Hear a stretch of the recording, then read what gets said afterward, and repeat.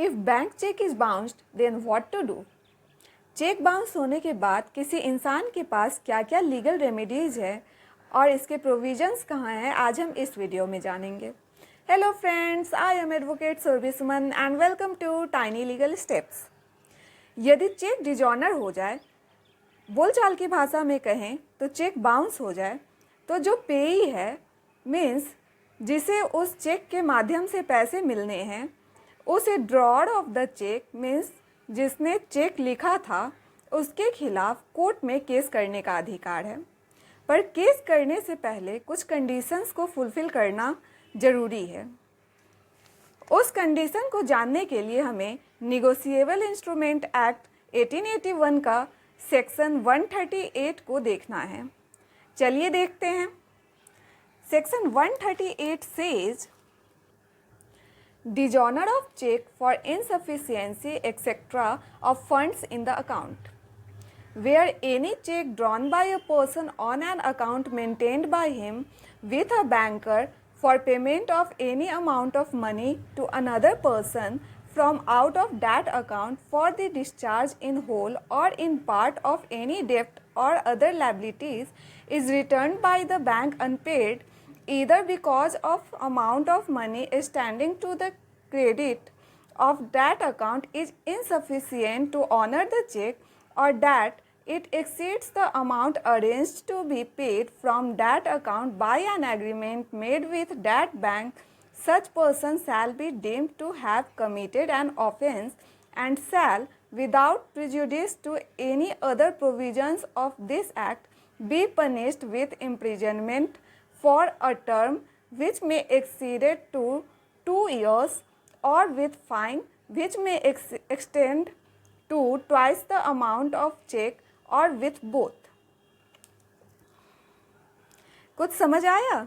नहीं तो आसान शब्दों में कहें तो यदि कोई व्यक्ति किसी डेप्ट मीन्स कर्ज या अदर लायबिलिटीज़ को चुकाने के लिए किसी दूसरे व्यक्ति को चेक देता है और वह चेक बैंक में इस कारण से बाउंस हो जाता है कि चेक लिखने वाले के अकाउंट में सफिशिएंट फंड नहीं है, या उस अकाउंट से जितना पे किया जा सकता है चेक उससे ज़्यादा अमाउंट का है, तो चेक लिखने वाले के द्वारा ऑफेंस किया गया है, जिसकी सज़ा 2 साल तक की हो सकती है, या जितने का चेक है उसके डबल अमाउंट का फाइन हो सकता है, या फिर दोनों ही हो सकते हैं।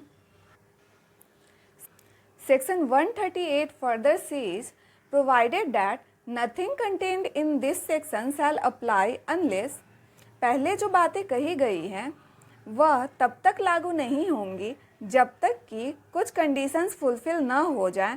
वह कंडीशन क्या है अब हम देखेंगे।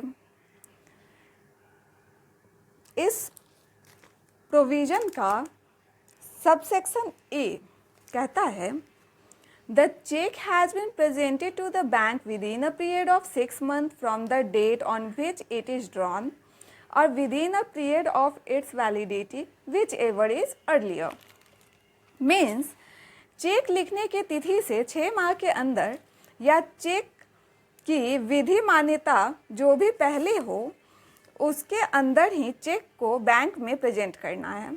हमारे देश में अभी चेक की वैलिडिटी सिर्फ 90 डेज है, इसलिए यहाँ पे 6 मंथ एप्लीकेबल नहीं होगा। विदिन 90 डेज हमें बैंक में प्रेजेंट करना होगा।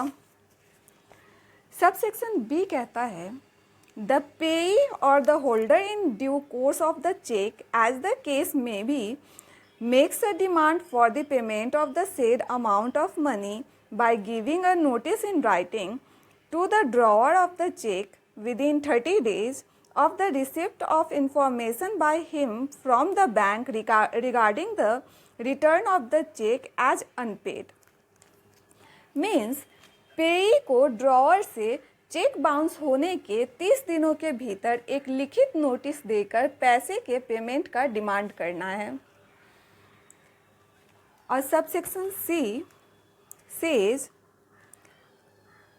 the drawer of such check fails to make the payment of the said amount of money to the payee, or as the case may, to the holder in due course of the check within 15 days of the receipt of said notice.